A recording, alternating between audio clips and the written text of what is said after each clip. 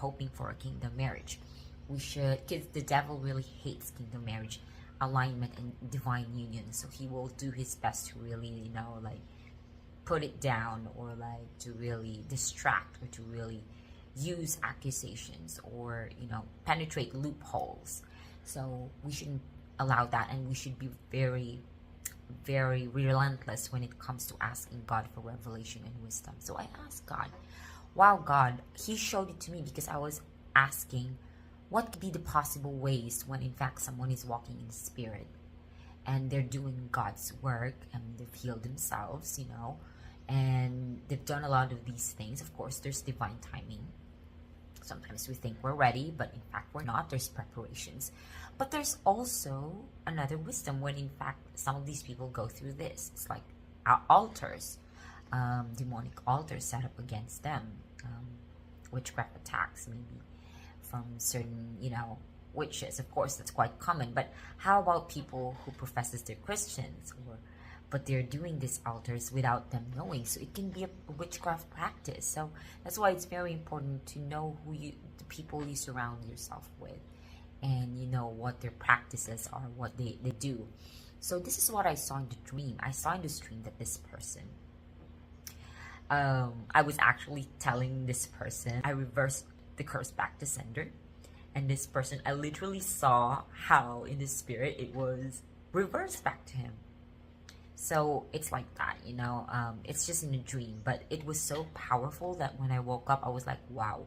And then I saw that in the spirit, there's people, there's entities, or there's angels assigned to you to seek justice for you in this area, especially because, without vision, or when we don't have knowledge, we perish.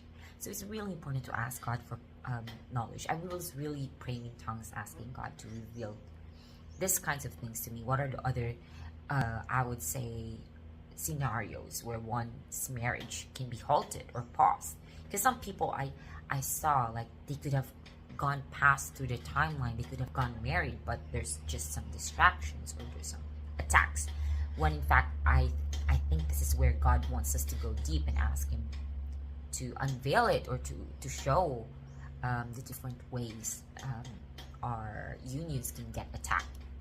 So this is one way, and if it relates to you, then I will have a prayer towards the end of it. So after that, I saw that the angels assigned to these kinds of situations are seeking out justice. They're seeking out real justice towards those people who are subtly inflicting witchcraft on you without them knowing. Okay, out from maybe like they like you, they really, really are in love with you. So they're uttering these things, and maybe they're doing some things, they're consulting others spiritually without them knowing.